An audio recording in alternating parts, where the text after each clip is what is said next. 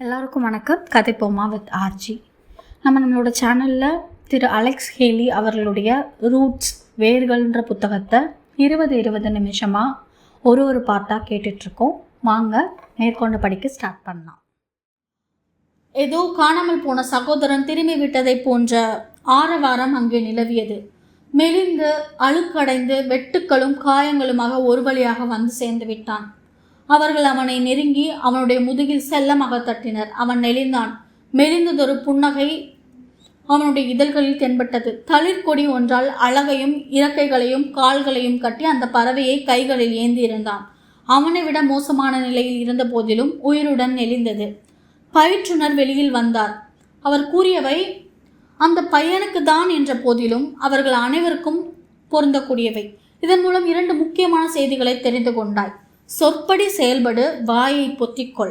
முழு மனிதனுக்கான தயாரிப்பின் போது கடைபிடிக்கப்பட வேண்டியவை. குண்டாவும் மற்றவர்களும் மற்றொன்றையும் கண்ணுற்றனர். அந்த முதிய பயிற்றுனர் முதன்முறையாக ஒருவர் மீது கனிவான பார்வையை வீசியதை புதர்களில் மிக குறுகிய தொலைவுக்கு தாழ்வாக எம்பி குதிக்கக்கூடிய கனத்த பறவைகளை பிடிப்பதற்கான நுணுக்கங்களை அவன் விரைவிலேயே கற்றுக்கொள்வான் என்பதை அவர் அறிந்து கொண்டார். விரைவிலேயே அந்த பெரும் பறவையை வறுத்து அதனை பிடித்தவனை தவிர ஏனைய அனைவரும் சுவைத்து உண்டனர். அதனை சமையல் செய்து முடிக்கும் வரை அவனால் விழித்திருக்க இயலவில்லை. அந்த அளவிற்கு களைத்து போனான். அன்றைய பகல் முழுவதும் இரவும் அவன் உறங்குவதற்கு அனுமதிக்கப்பட்டான். அந்த சமயத்தில் குண்டாவும் பிறரும் புதர்களுக்கிடையே வேட்டை பயிற்சியில் ஈடுபட்டிருந்தனர். அடுத்த நாள் முதலாவதாக கிடைத்த ஓய்வு நேரத்தில் அந்த பையன் தனது தோழர்களிடம் நடந்தவற்றை விவரித்தான். அதனை துரத்தி சென்று பட்ட வதைகளை எல்லாம் கூறினான். 2 பகல் வேளைகளிலும் ஒரு இரவு முழுவதும் படாத பாடுபட்டு கடைசியில் கண்ணி வைத்து அந்த பறவையை பிடித்தான். அதன் அளவுடன் அதனை கட்டி போட்டு அடுத்த இரவும் பகலும் வானத்து மீன்களை கொண்டு கற்பிக்கப்பட்டபடி வழியை கண்டுபிடித்து திரும்பியதாக தெரிவித்தான். ஏனைய பையன்கள் அவனிடம் கூறுவதற்கு பெரிதாக எதுவும் இல்லை. குண்டா தனக்குள் சொல்லிக்கொண்டான். அவனை பார்த்து எனக்கொன்றும் பொறாமை இல்லை. ஆனாலும் அவனுடைய தீரச் செயலாலும் பயிற்றுனர் அதனை ஏற்றுக்கொண்ட விதத்திலும் அவன் ஏனையோரை காட்டிலும் முக்கியத்துவம் வாய்ந்தவனாகிவிட்டான். அடுத்த ஒரு நாள் பிற்பகல் பயிற்றுனரின் உதவியாளர்கள் மல்யுத்தத்தில் பயிற்சி பெறும்படி பணித்தபோது குண்டா அந்த குறிப்பிட்ட பையனை பிடித்திழுத்து தரையில் தள்ளுவதற்கான வாய்ப்பு கிட்டியது. பயிற்சியின் 2வது மாதத்தின் போது குண்டாவும் அவனுடைய நண்பர்களும் தமது கிராமங்களில் வாழ்ந்ததைப் போலவே காட்டிற்குள்ளும் வாழ்வதற்கான திறமைகளை பெற்றுவிட்டனர். விலங்குகள் மறைந்திருப்பதற்கான அறிகுறிகளை கண்டறிவதற்கான அனைத்து நுட்பங்களும் அவர்கள் கற்றுக்கொண்டும் பின்பற்றவும் செய்தனர். தற்பொழுது மூதாதையருக்கான சடங்குகளையும் தொழுகைகளையும் நிறைவேற்றுவதற்கான பயிற்சி பெற்று வந்தனர். அவை விலங்குகளின் கண்களுக்கு அவர்கள் தென்படாதவாறு மறைத்துக் கொள்வதற்கு உதவக்கூடியவை. அவர்கள் சாப்பிடக்கூடிய ஒவ்வொரு உணவுப் பொருளும் அவர்கள் கண்ணி வைத்து பிடித்தும் கவன் கற்களையும் வில் அம்புகளையும் கொண்டு எய்தும் பெற்றவை. முன்பு செய்ததை காட்டிலும் 2 மடங்கு வேகத்தில் அவர்களால் சிறிய விலங்குகளின் தோலை உரிக்க முடியும். அதே போல நெருப்பு மூட்டி சமைப்பதற்கும் கற்றுக்கொண்டனர். அவர்கள் கற்றுக்கொண்ட முக்கியமான பாடங்கள் சில முன்கூட்டி திட்டமிடப்பட்டவை அல்ல. ஒரு நாள் ஓய்வு நேரத்தின் போது ஒருவன் தனது வில்வித்தையை சோதித்து பார்க்க முயன்ற போது கவனக்குறைவாக ஒரு அம்பு உயரமான மரத்தின் உச்சியிலிருந்து தேன் கூட்டை தாக்கிவிட்டது. சினம் கொண்ட தேனீக்கள் கூட்டம் வெறியுடன் அவர்களை சுற்றி சூழ்ந்து தாக்கத் தொடங்கின. மறுபடியும் ஒருவன் செய்த தவற்றால் அனைவரும் தேனீக்களால் கொட்டப்பட்டனர். மிக விரைவாக ஓடிய பையன் கூட தேனீக்களின் கொடுக்குகளுக்கு தப்பிக்க முடியவில்லை. பின்னர் பயிற்றுனர் விளக்கினார். எந்த ஒரு வேடனும் தான் எய்யும் அம்பு தாக்கக்கூடிய இலக்கு எது என்பதை அறியாமல் தொடுக்க மாட்டான். வீங்கி போய் வேதனை எடுத்த இடங்களில் ஷியா மரப்பிசினை தேய்க்குமாறு பணித்துவிட்டு கூறினார். இன்றிரவு அந்த தேனீ கூட்டத்தை முறையான விதத்தில் கையாளுவதற்கு கற்றுக்கொள்ளப் போகிறீர்கள். அன்று இருள் கவிழ்ந்த பின்னர் பையன்கள் காய்ந்து போன பாசிகளை தேன் கூடியிருந்த மரத்தின் அடிப்பகுதியில் குவித்தனர். பயிற்றுனருடைய உதவியாளர் ஒருவர் அதில் நெருப்பு மூட்டிய பிறகு மற்றொருவர் ஒரு வகை புதரில் இருந்து இலைகளை குறிப்பிட்ட அளவிற்கு கொண்டு வந்து நெருப்பின் மீது போட்டார். அடர்த்தியாக மூச்சடைக்க செய்கின்ற புகை மேலெழும்பி மரத்தின் உச்சியை அடைந்தது. உடனே ஆயிரக்கணக்கான தேனீகள் தீங்கற்ற மலைத்துளிகளைப் போல பயன்களை சுற்றிலும் செத்து விழுந்தன. மறுநாள் காலையில் குண்டாவும் நண்பர்களும் தேன் கூட்டிற்குள் இறந்து கிடந்த எஞ்சிய தேனீக்களை வடித்துவிட்டு அதிலிருந்து தேனை சிந்தாமல் சேகரிப்பதற்கு பயிற்றுவிக்கப்பட்டனர். அடர்ந்த காட்டிற்குள் சோர்வுற்றிருக்கும் வேடர்களுக்கு உடனடி ஊட்டமளிக்க வல்ல தேனை வேண்டிய அளவு பருகிய குண்டாவின் உடலில் புது தெம்பு பரவியது. ஆனாலும் அவர்கள் எவ்வளவுதான் கடுமையாக பயிற்சிகளுக்கு உட்படுத்தப்பட்ட போதிலும், அறிவாக்கத்தையும் திறமைகளையும் எவ்வளவு நாள் திரட்டி கொண்ட போதிலும் அந்த முதிய பயிற்றுனர் நிறைவடையவே இல்லை. அவருடைய எதிர்பார்ப்புகளும் ஒழுக்க நெறிகளும் மிக மிக கடுமையானவையாக தொடர்ந்தன. பையன்கள் பெரும்பாலான சமயங்களில் அச்சத்திற்கும் கோபத்திற்கும் இடையே அலைக்கழிக்கப்பட்டனர். அத்தகைய உணர்வுகளை உணரக்கூடிய சக்தியை இழக்கும் அளவிற்கு களைப்படைந்தனர். ஒருவனுக்கு இடப்பட்ட கட்டளை உடனடியாக முழு நிறைவுடன் நிறைவேற்றப்படவில்லை என்றால் அனைவருக்கும் அடிவிலும் கண்டிப்பு தொடர்ந்தது. குண்டா நொந்து போனான். எதற்கெடுத்தாலும் அடி விழுகிறது. அடித்து அடித்து அவருடைய கையே வலி எடுத்துவிடும் போல. யாரேனும் ஏதேனும் தவறு செய்துவிட்டால் நடுராத்திரியில் தூக்கத்திலிருந்து திடீரென எழுப்பி காட்டிற்குள் நீண்ட அணிவகுப்பு பயணம் நடத்த சொல்கிறார்கள். தவறு செய்து அனைவருக்கும் அடி வாங்கி கொடுத்த பையனை அவர்களே அடிக்காமல் விட்டு வைத்திருப்பதற்கு ஒரே ஒரு காரணம் உண்டு.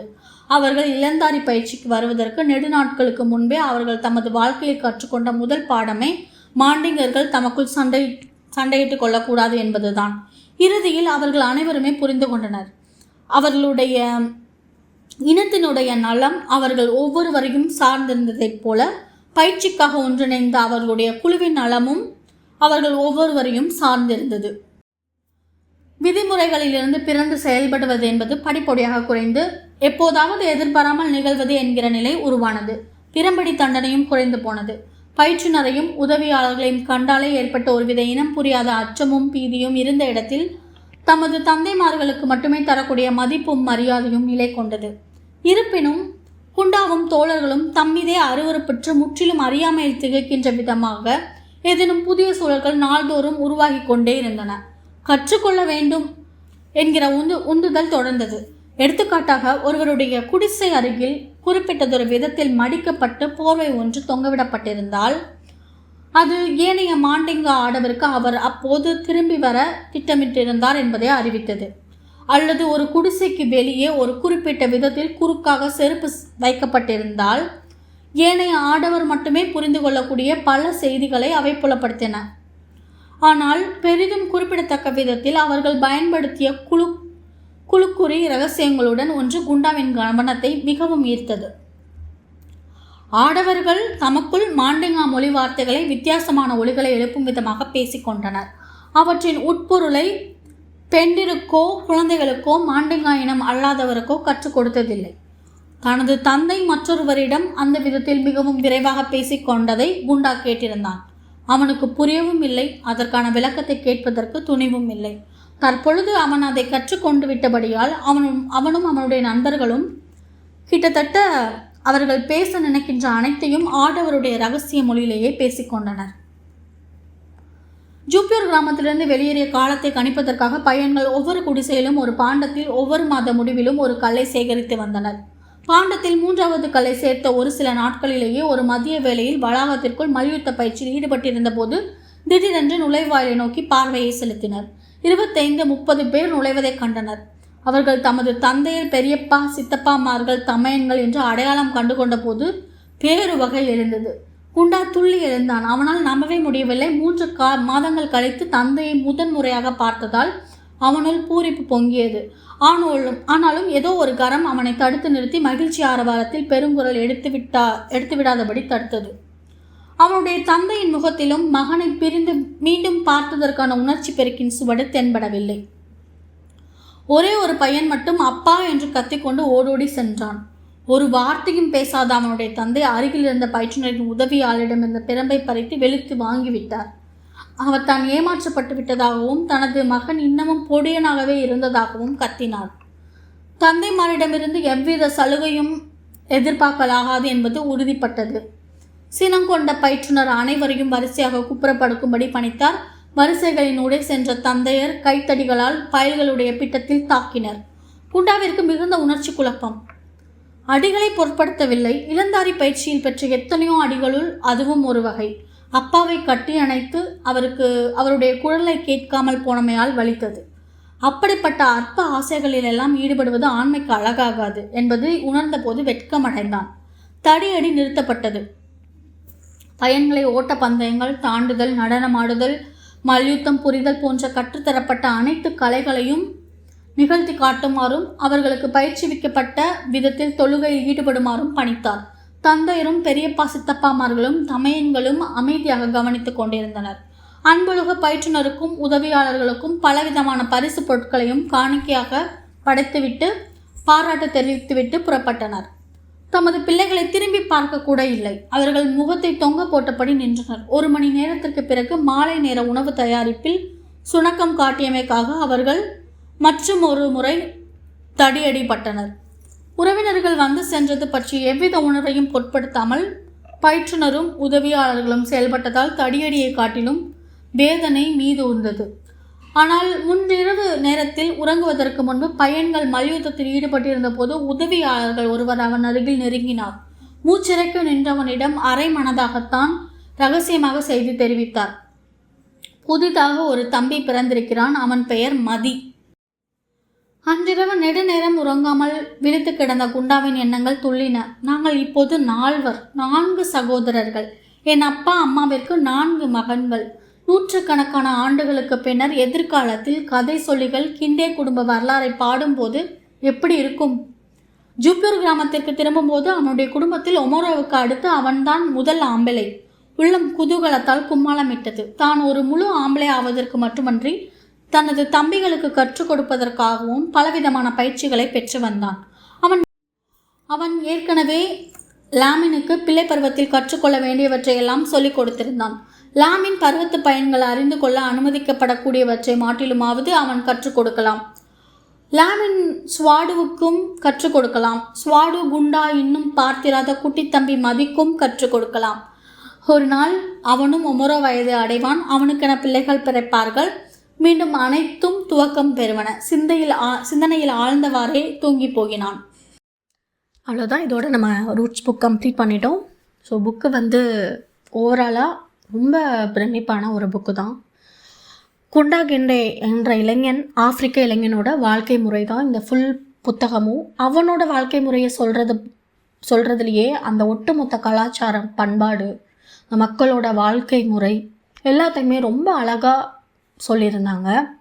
ரொம்ப யதார்த்தமாக இருந்துச்சு. அவங்களோட உணவு முறையாகட்டும், ஒரு பஞ்சத்தை, ஒரு பட்டினியை அவங்க ஹேண்டில் பண்ண விதமாகட்டும், பெரியவங்களை அவங்க நடத்துகிற விதம், அவங்க கொடுக்குற மரியாதையாகட்டும், கணவன் மனைவிக்கிடையே இருக்கிற ஒரு அன்பு, அந்யோன்யம், இதெல்லாமே ஆகட்டும் ரொம்ப நல்லா இருந்துச்சு. ரொம்ப நேர்மையாக இருந்துச்சு. அவங்க சொல்லியிருக்கிற விதம் ரொம்ப நேர்த்தியாக இருந்துச்சு. இதில் நிறையா பஞ்சம், பட்டினி, அடிமைகள் நடத்தினது ரொம்ப அதெல்லாமே நமக்கு புக்கில் படிக்கிறப்பயே நம்ம அந்த இடத்துல இருந்து பக்கத்தில் பார்த்த மாதிரி இருந்துச்சு. அவங்களுக்கு ஆப்ஷன்ஸே கிடையாது. ஒரே ஒரு சாய்ஸ் தான். அதை ஹேண்டில் பண்ணி தான் ஆகணும் அந்த சுச்சுவேஷனை. அவங்களுக்கு அதுக்கு வேறு வழியே இல்லை. அவங்க தைரியமாக இருந்து தான் ஆகணும். தைரியம் இல்லாமல் அங்கே இருக்கவே முடியாது அப்படிங்கிற மாதிரி தான் இருந்துச்சு. ஸோ நம்மளோட வாழ்க்கை முறையெல்லாம் இப்போ யோசிச்சு பார்த்தா அதெல்லாம் ஒன்றுமே கிடையாது. நம்ம இப்போ எல்லாருமே எல்லாத்துக்குமே டிப்ரெஷன்றாங்க, கவலைங்கிறாங்க, பிரச்சனைங்கிறாங்க. சின்ன வயசு குழந்தை கூட டிப்ரெஷனில் இருக்குது, பிரச்சனையில் இருக்குது, எனக்கு இன்றைக்கி டே நல்லா போகலை, மூட் ஆஃபாக இருக்குது. ரொம்ப அசால்ட்டாக நிறையா வார்த்தைகள் நம்ம இப்போ புழங்கிட்டுருக்கோம். பட்டு உண்மையாகவே அதை ஹேண்டில் பண்ணவங்க அதுக்குள்ளே எவ்வளோ சந்தோஷத்தை பார்த்தாங்க அப்படிங்கிறதெல்லாமே இந்த புக்கை படித்தா நமக்கு கிடைக்கும். ஸோ இந்த புக்கு ரொம்பவே பயனுள்ளதாக இருந்திருக்கும் நான் நம்புகிறேன். பயனுள்ளதாக இருந்துச்சுன்னா கதைப்போமா வித் ஆச்சி சேனலை லைக் பண்ணுங்கள், ஷேர் பண்ணுங்கள், கமெண்ட் பண்ணுங்கள், கண்டிப்பாக சப்ஸ்கிரைப் பண்ணுங்கள். அடுத்து ஒரு நல்ல புக்கோடு நம்ம சந்திக்கலாம். பாய் பாய், டேக் கேர்.